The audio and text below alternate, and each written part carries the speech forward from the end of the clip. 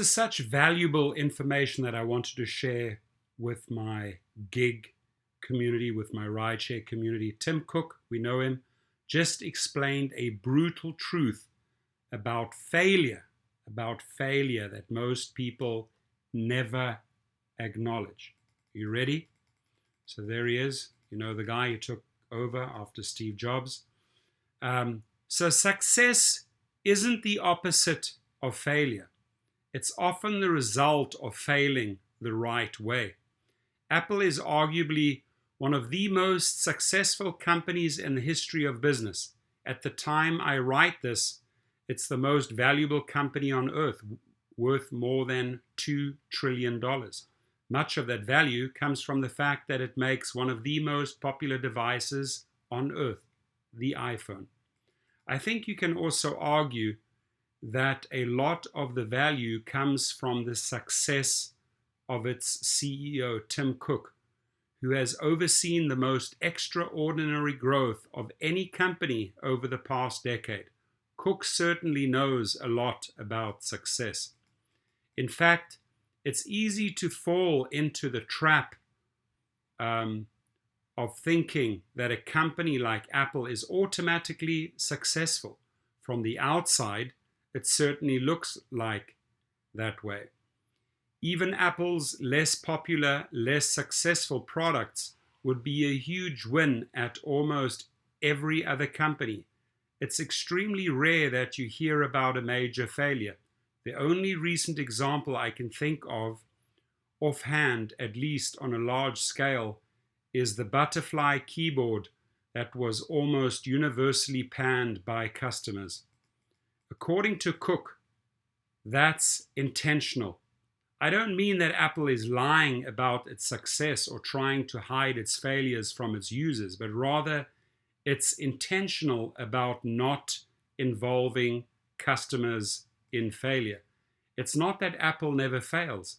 It's just that the company tries hard to fail before it ships something to its customers.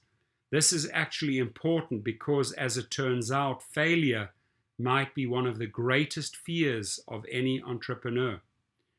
The thing is, failure is, as Cook puts it, a part of life, whether you're a new company startup or a company that's been around for a while. The occasion was an appearance via video conference at the Viva Tech conference in France. Cook explained Apple's position on failure this way.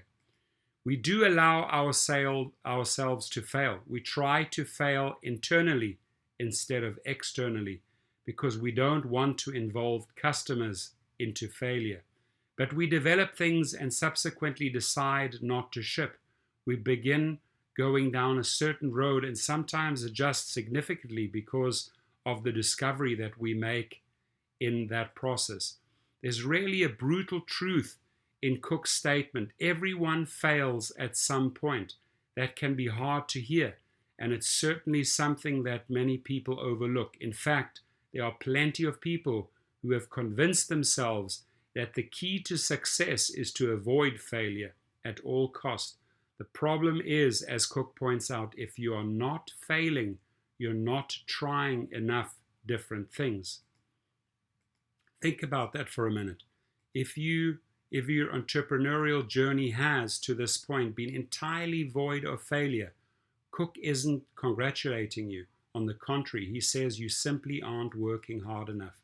The thing is, and I think this is why this is so hard for people, far too often we become more concerned with the appearance of success than actually succeeding. As a result, we do everything we can to avoid failure or anything that might look like failure. The way past failure isn't to play it safe or pretend it won't happen. Rather, the key to success is to build your process in a way that you fail internally, not externally. When you look at failure that way, it changes the way you think about success. Failure is part of the process of doing something successfully. The reason this is so important is that if you fool yourself into believing that you are immune to failure, you'll end up involving your customers in your failure at some point. That's inevitable. The solution isn't to try harder not to fail, but to try hard to do it in a way that contributes to the success of not only your product, but also your customers. It's really powerful. Personally, I failed many times in life. I've tried it out, I failed, redid it, corrected the course. I agree. It's really important to fail. People are afraid to fail. People are afraid to take the step from Rideshare and start their own fleet, start their own limousine company. I say it all the time. I have to very often hold these people's hands and guide them through that process and say, don't be afraid to fail. You're going to make little mistakes here and there, right? But your fear of failing is holding you back, right? You will make little failures along the way. There's no doubt about it. And then maybe one day you'll have 5, 10, 20, 30, 50 cars like myself, right? So do it, folks. Get out there, try it out. If you fail, don't beat yourself up. Correct the course. Like he says, you can fail internally. You don't have to necessarily fail externally and have your customers or your employees be part of that failure, right? So powerful piece. Share it with your friends. Have a blessed day, my friends.